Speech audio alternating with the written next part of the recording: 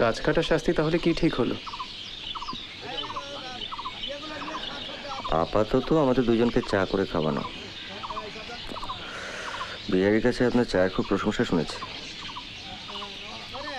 না, একদম মালিকে চা করতে পাঠাবেন না। বেচারা কোনোদিন একটু জিরেন পায় না, আজ একটু এসছে আনন্দ করতে। তাহলে তুমি করে আনো। পারি না ভেবেছেন বুঝি? মালি, তুই চুপ করে এখানে বসে থাকতো, দরকার হলে তোকে ডাকবো।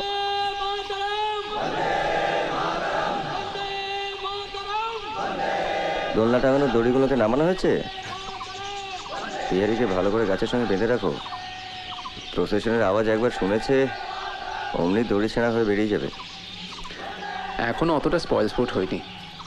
এত দূর এসে আর লেট ডাউন করবো না, তাহলে সকালেই ডুব মারতাম। আজকে বিপিন পালের মিটিং ছিল। আচ্ছা, পরের বার বিপিনবাবুর মিটিং হলে বলবেন, সঙ্গে যাব। কতবার বলেছি না স্বামীর নাম মুখে আনতে নেই।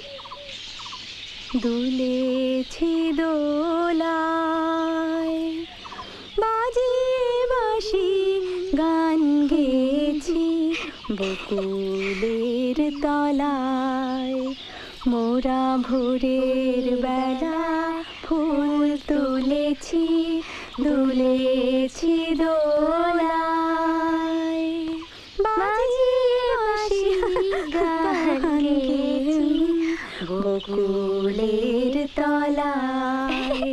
হায় মাঝে হলো ছাড়া ছাড়ি, গেলেন কে কোথায়, আবার দেখা যাবে হলো কথা প্রাণের মাঝে।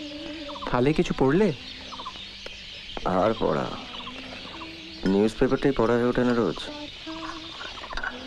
সংসার তো আর করলে না ভাইয়া।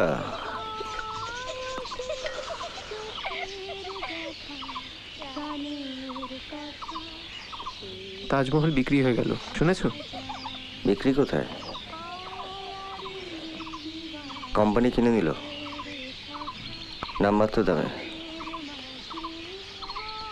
একটা লোক ভালোবেসে তার বউকে ভালোবেসে একটা মেমেন্টো বানালো, সেটা তো তার নিজস্ব ব্যাপার। সেটাও কোম্পানিকে দখল করে নিতে হবে। নিজস্ব ব্যাপার মানে? তুমি ফলো করে ভালোবাসবে ভাইয়া, তারপর সামলাতে পারবে না, সেটা তো ঠিক নয়। এখান ওখান থেকে চাঙড় ভেঙে পড়ছিল, যাতে ঠিক থাকে, দেখাশোনা হয়, তাই নিল কোম্পানি। ও বিহারি বাবু, একটু এদিকে আসবেন, আপনার বউঠান ডাকছেন।